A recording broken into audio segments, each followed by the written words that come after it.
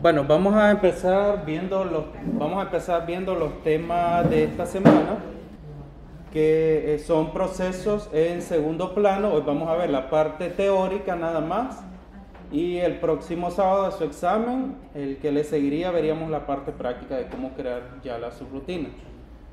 La segunda parte va a ser un repaso de lo que es programación en Kotlin. Necesito básicamente que le entiendan cómo se crean estos recursos en Kotlin para que puedan luego desarrollar cualquier aplicación.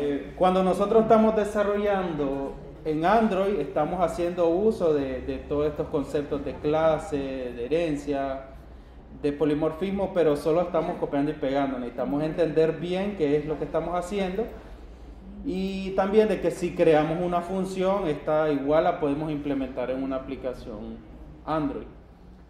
Vamos a ver también lo que son procesos en segundo plano. Entonces necesitamos que tengan ese conocimiento de cómo implementar una clase, de cómo ejecutar una función o un método, en este caso, cambiar los atributos y todo esto. Entonces, bueno, básicamente tenemos lo que son las tareas en segundo plano. Las tareas en segundo plano vienen siendo, como yo les mencionaba el cuatrimestre pasado, sobre servicios.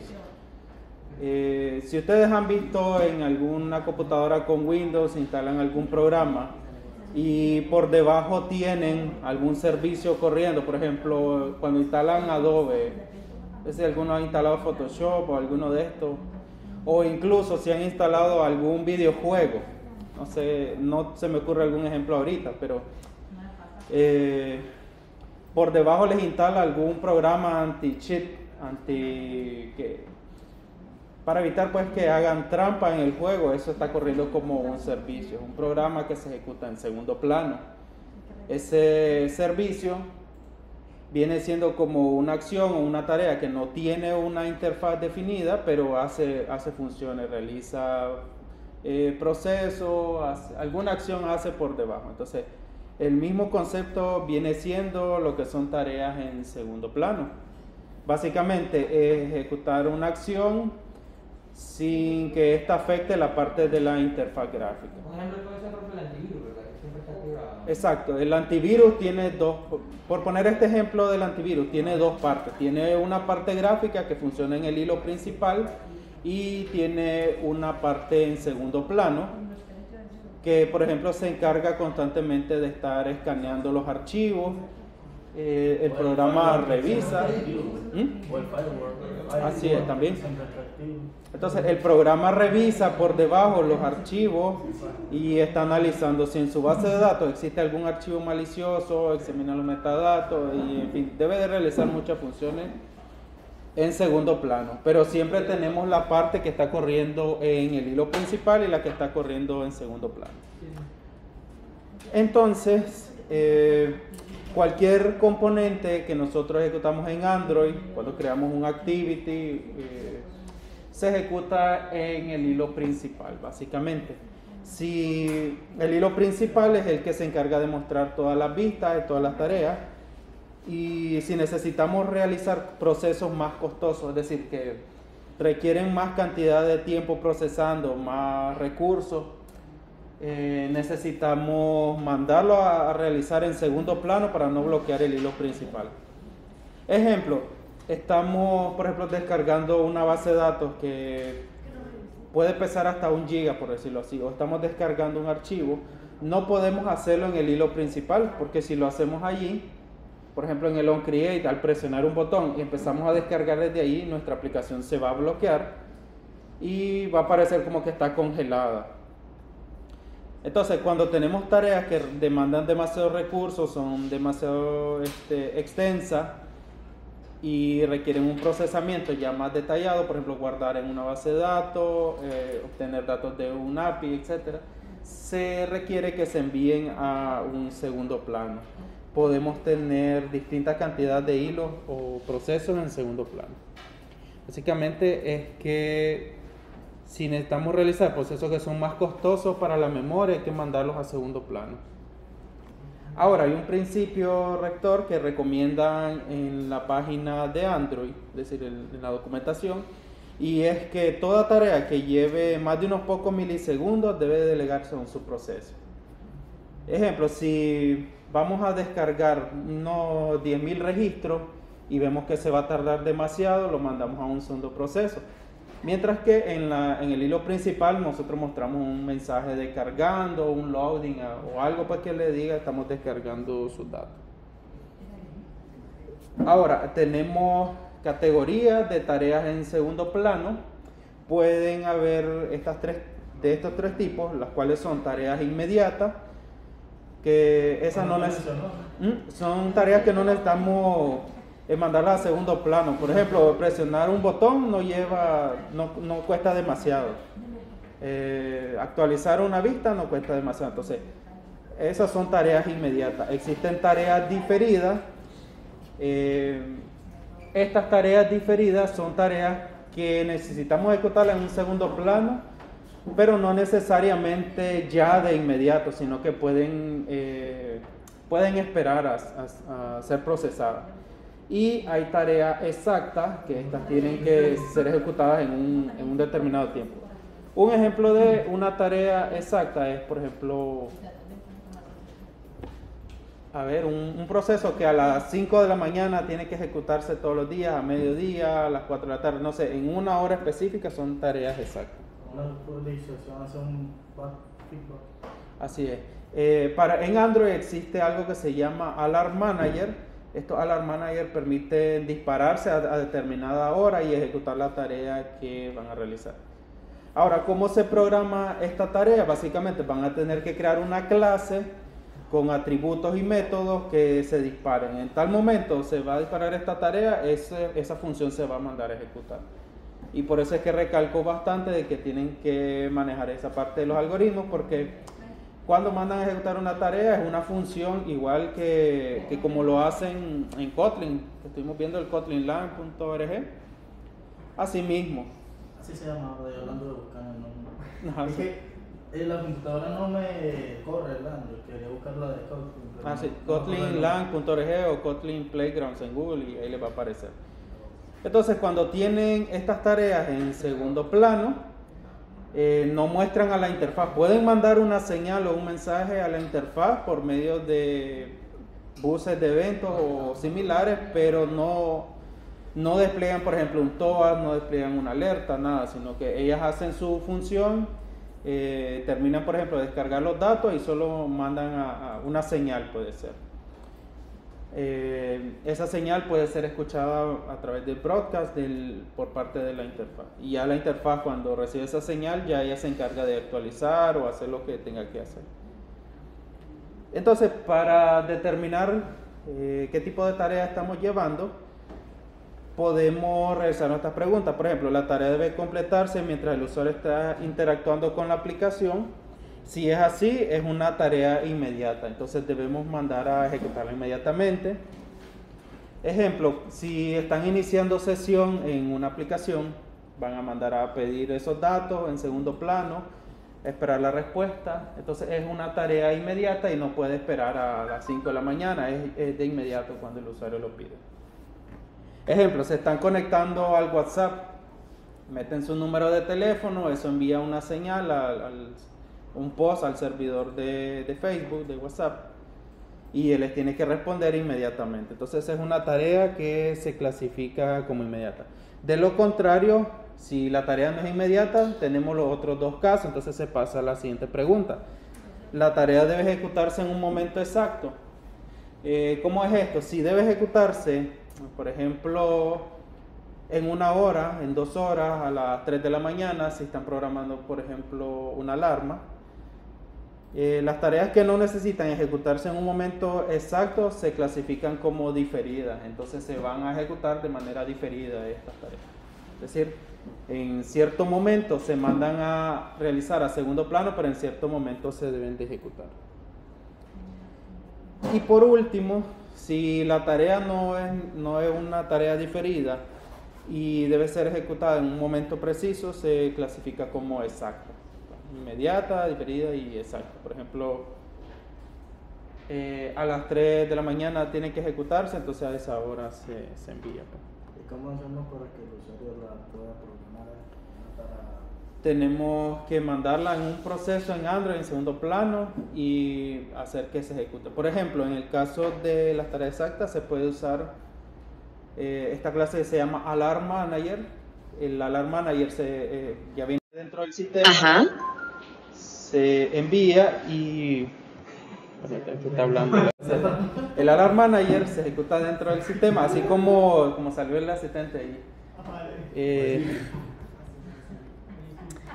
Así como apareció el asistente, yo le digo programar una tarea a tal hora, entonces él va a quedar corriendo en segundo plano y a esa hora se va a disparar el código que tengamos ejecutado. En algunos lenguajes de programación, por ejemplo, si estamos creando un sitio web en PHP, tenemos comandos. Este comando es un fragmento de código que se manda a ejecutar a determinada hora, cada minuto, cada hora, cada día, etc. Entonces, algo similar se hace en Android. El ejemplo en sí de esta parte lo vamos a ver en la siguiente sesión de clase. Ahora, aquí tenemos el diagrama que básicamente nos indica cómo debemos clasificar estas tareas.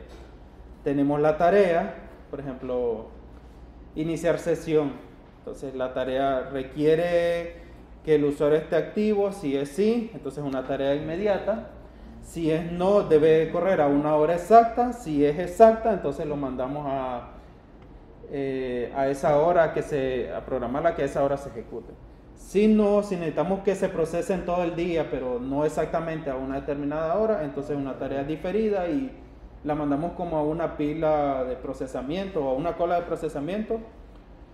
Y ahí cuando termine ella se procesa. Ejemplo, tenemos una descarga. Cuando nosotros descargamos un archivo, viene siendo una tarea diferida porque él empieza a descargarse. Bueno, puede ser inmediata, pero como es en segundo plano, podemos programar de que se descargue a cierta hora, entonces pasa a ser exacta. Pero si nosotros queremos que esa tarea se ejecute, no tenemos una hora exacta, pero queremos que empiece a descargarse, entonces se manda como diferida y empieza a descargarse y una vez que termine se completa. Pero no requiere que exactamente a tal hora se ejecute. Ahora, para las tareas inmediatas, anteriormente con Java se tenía lo que eran async tasks, que básicamente era una clase que se programaba, se ejecutaba en segundo plano y devolvía una respuesta. Estos async tasks ya no son utilizados, ya están desfasados, por decirlo así. Y ahora se recomienda usar las corrutinas de Kotlin. Las corrutinas de Kotlin están ampliamente ligadas con el lenguaje de programación Kotlin, así que en Java habría que buscar una alternativa a esto que se adapte mejor. Entonces las corrutinas de Kotlin son tareas que deben finalizar cuando el usuario sale de determinado alcance o termina una interacción. Por ejemplo, muchas bibliotecas o librerías de Android y KTX, que son las de Kotlin, cuentan con alcances de corrutinas, es decir, que mandamos a ejecutar en un segundo hilo estos procesos y permiten pues que estén preparadas con el ciclo de vida de una aplicación. Aquí se menciona el concepto de View Model, no lo hemos visto como tal, pero vamos a tener que repasarlo un poco. El concepto de View Model separa la lógica de nuestra activity con la del View Model o el modelo. Básicamente, cuando nosotros, por ejemplo, giramos un teléfono, la aplicación se destruye y vuelve a reconstruir, vuelve a pasar por el onCreate. Si teníamos datos en pantalla se perdieron y vuelven a resetearse. Entonces con el concepto de View Model separamos los datos que estamos trabajando. Si hay un cambio en la interfaz, por ejemplo en la orientación de la interfaz... pero siempre el activity va a ser el mismo, hay que programar otra parte. El activity se mantiene, pero hay que manejar un View Model, que es como una clase auxiliar para la activity, llamémoslo de esa forma. Entonces esta clase es la que se encarga de la persistencia de datos, mantiene todos los datos que nosotros estamos trabajando y luego en esa clase mantiene la persistencia de datos y luego el activity, que es el normal que nosotros manejamos, Si tiene un cambio, él solo consulta en este View Model y actualiza nuestros datos. Y evitamos pues que se pierdan de ese modo. Ya luego vamos a ver un poco. Entonces, relacionado a las corrutinas de Kotlin, básicamente una corrutina es un patrón de diseño, es decir, es como un concepto el cual se puede seguir para tener una mejor lógica de programación. Entonces es un patrón de diseño de simultaneidad y que se puede usar en Android, tanto en Android como en cualquier otra aplicación Kotlin, y sirve para ejecutar código de forma asíncrona. Es decir, nosotros generalmente ejecutamos código de forma síncrona, es decir, paso a paso, pero de forma asíncrona mandamos a actualizar datos, mandamos a realizar algo y por el segundo plano se está actualizando. Entonces las corrutinas sirven para manejar código de manera asíncrona. Las corrutinas se agregaron en la versión 1.3 de Kotlin y se basan en conceptos básicos de otros lenguajes.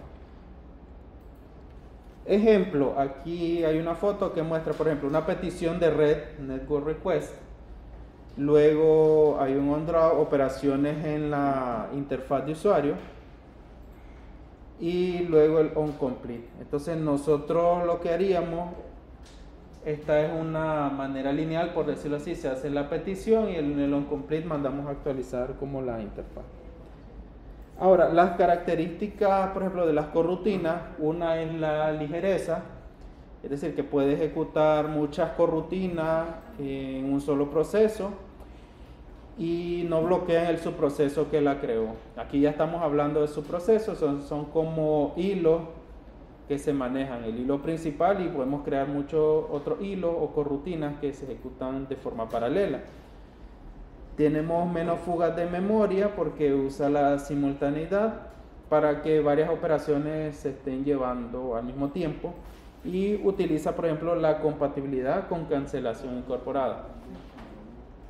¿A qué nos referimos con esto? Si una corrutina está ejecutándose en segundo plano, necesitamos cancelarla. Por ejemplo, el usuario le dio clic al botón cancelar, ya no quiere que esa tarea se lleve a cabo. ¿La puedes poner en suspensión? La puedes poner en suspensión o la puedes cancelar. Entonces solo obtenés me imagino, la referencia de esta corrutina y la mandas a cancelar. Y ya pues se acabó ese proceso. Y la integración con Jetpack, que son muchas librerías que proporcionan compatibilidad con las corrutinas y facilitan un poco el trabajo, por decirlo así. Entonces, hasta ahí tenemos esta parte de la teoría de lo que son las corrutinas. Yo les voy a dejar las librerías y la documentación en la carpeta compartida y en el repositorio, o sea, en la plataforma virtual. Entonces, no sé si tienen preguntas con esto hasta el momento.